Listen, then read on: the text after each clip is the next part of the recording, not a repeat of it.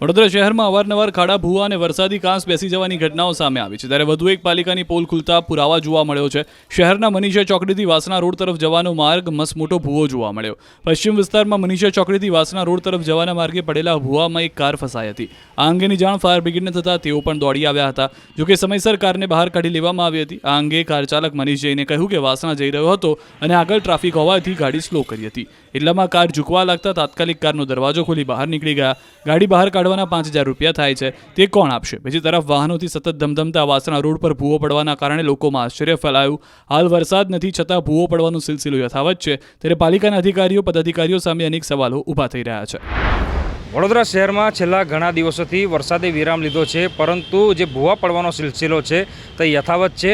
વધુ એક ભૂવો જે છે તે વડોદરા શહેરના મનીષા ચોકડી છે તેની નજીક પડ્યો છે અને આ દ્રશ્યો તમે જોઈ શકો છો કે મનીષા ચોકડીથી વાસણા તરફ જવાનો જે રસ્તો છે ત્યાં મસ્ત મોટો ભૂવો જે છે અહીંયા પડ્યો છે, જેના કારણે જે વાહન વ્યવહાર છે તે બંધ કરી દેવાની ફરજ પડી છે।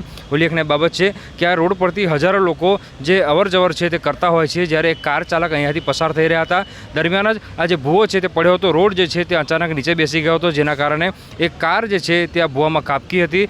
ફાયર બ્રિગેડની અને સ્થાનિક લોકોની મદદથી આ જે કાર છે તેને ભૂવાની બહાર કાઢવાની ફરજ પડી હતી। ઉલ્લેખનીય બાબત છે કે વડોદરા શહેરમાં છેલ્લા લાંબા દિવસથી જે છે ભૂવા પડવાનો સિલસિલો યથાવત છે। વડોદરા શહેરના જુદા જુદા વિસ્તારો હોય કે ત્યાં સતત ભૂવા જે છે તે પડી રહ્યા છે, ત્યારે ચોક્કસથી વડોદરા મહાનગરપાલિકાની જે કામગીરી છે તેની સામે સવાલ ઉઠી રહ્યા છે। ઉલ્લેખનીય બાબત છે કે અધિકારીઓ જે છે તે એસી કેબિનમાં બેસીને વહીવટ કરતા હોય છે, ફિલ્ડમાં જ્યારે નીકળવું જોઈએ તે અધિકારીઓ ફિલ્ડમાં નથી નીકળતા, જેના કારણે આ જ રીતે ભૂવા પડવાની ઘટનાઓ જે છે તે વારંવાર બનતી હોય છે અને છેવટે વડોદરાવાસીઓએ હાલાકી વેઠવાનો વારો આવતો હોય છે। ત્યારે મનીષા ચોકડી નજીક વધુ એક ભૂવો પડતા જે પાલિકાના જે રોડ શાખા છે અને જુદા જુદા વિભાગ છે તેમની જે કામગીરી છે તેની સામે ચોક્કસથી સવાલો ઉઠવા પામી રહ્યા છે।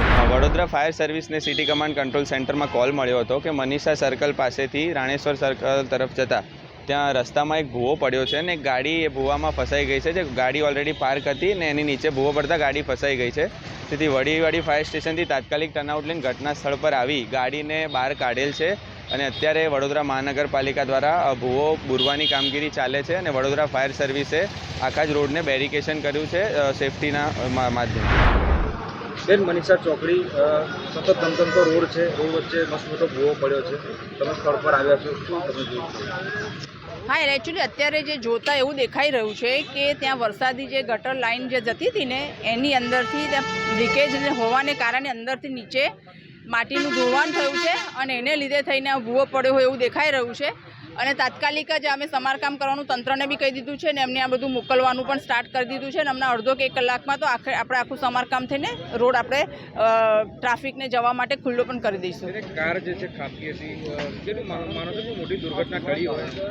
હા, પણ એટલે છે ને હું અહીંયાથી 15 કિલોમીટર દૂર હતી એકચ્યુઅલી અને મને જેવી જાણ થઈ હું આવી ત્યારે તો કંઈ હતું નહીં, ત્યારે તો ઓલરેડી કારને બધું નીકળી ગયેલું હતું, એ વખતે કંઈ હતી નહીં એટલે એ મને ખ્યાલ નથી।